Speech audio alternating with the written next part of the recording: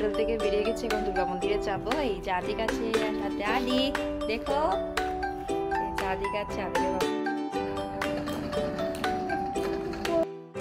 আমরা দুর্গা মন্দিরে দেখতে। এখন আমরা হোটেল থেকে বেরিয়ে গেছি, বেরিয়ে এখন মন্দিরের জন্য রওনা হয়ে গেছে, গাড়িতে সবাই বসে আছি। তো এই মন্দিরটা হলো আসাম সাইডের দেওপানি মন্দির, এটার নামটা হলো দেওপানি মন্দির। তো আমরা এখন আসাম সাইডে এখানে যাচ্ছি, আসাম সাইডে যে মন্দিরে এখন এসে গেছি। তো এখানে খুবই সুন্দর একটা ট্রি গার্ডেন আছে, এই যে খুব সুন্দর দেখতে, এখানে ট্রি গার্ডেনটা দেখতে খুবই সুন্দর, অনেক বড় এখানে ট্রি গার্ডেন মন্দিরের সামনেই পাশে। আর সাইডে এখানে অনেকগুলো দোকান আছে, যাতে মন্দিরের ভিতরে ঢোকার আগে সবগুলো জিনিসপত্র এখান থেকে দোকান থেকে নিতে লাগে, ফল প্রসারি, ফুল, মোমবাতি সব কিছু আছে। তো আমরা এখান থেকে সবগুলো নিয়ে নিয়েছি, ফল প্রসারি, ফুল সব নিয়ে নিয়েছি। মায়ের পুজো মন্দিরে যাওয়ার আগে মাকে পুজো দিতে গেলে সব কিছু লাগে, তো এখান থেকে নিয়ে নিয়েছি। তো আমি এখন মন্দিরে গেটের সামনে এসে গেছি, এখানে গেটেই ঢুকে যাবো ভিতরে পুজো দেওয়ার জন্য। তো এখন আমি ঢুকে গেছি, আস্তে আস্তে ঢুকছি। আর এখানে মন্দিরে ঢুকছি, খুবই বড় মন্দিরটা, খুবই সুন্দর দেখতে, একটা জাগ্রত মন্দির। চারিদিকে এখানে সব কিছু হয়, এমনকি বিয়ে টিয়ে সব কিছু এখানে হয়। আর এখানে বিয়ে হয়, সব কিছু যার মনোকামনা কিছু থাকে ওইগুলো তোমার এখানে হয় সব কিছু।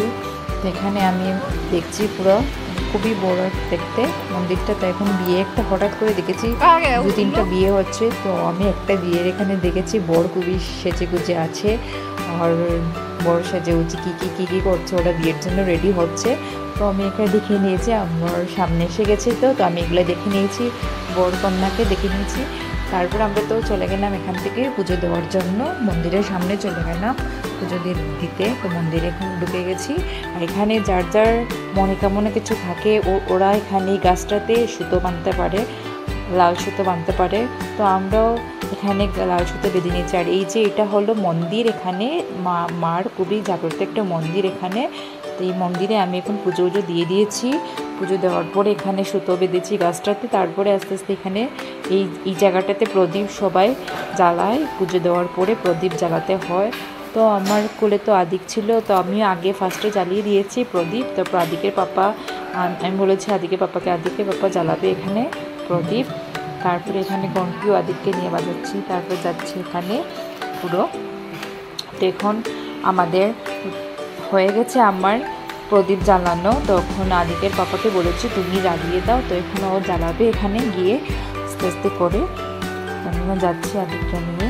আর এখানে হাতে ছিল আমাদের প্রসাদ, পুজো তো হয়ে গেছে, তা হাতে ছিল প্রসাদ এগুলো। আর এখন আদিকের পাপা প্রদীপ জ্বালাচ্ছে একটা করে, আর আদিকও দেখছে সব প্রদীপ জ্বালানো হয়ে গেছে এখানে। তো এখানে অনেকগুলো সব মানুষই এখানে প্রদীপ জ্বালাতে থাকে। তো এখন আমাদের প্রদীপ তো জ্বালানো হয়েছে। তো এখন আস্তে আস্তে আমাদের চলে যাব মন্দির। পুরোই দর্শন হয়ে গেছে, খুবই ভালো লাগছে মন্দির দেখতে। মার দর্শন হলো, অনেক দূর থেকে চলেছে, আমরা ডিমাপুর থেকে আসাম সাইডে গিয়েছি এখানে। তো পুরো মন্দিরটি খুবই সুন্দর। তো এখন চলে যাচ্ছি মন্দির থেকে, আস্তে আস্তে করে সবাই আমরা চলে যাচ্ছি। এখন মন্দিরের বাইরে এসে গেছি। যদি আমার ভিডিও ভালো লাগে লাইক শেয়ার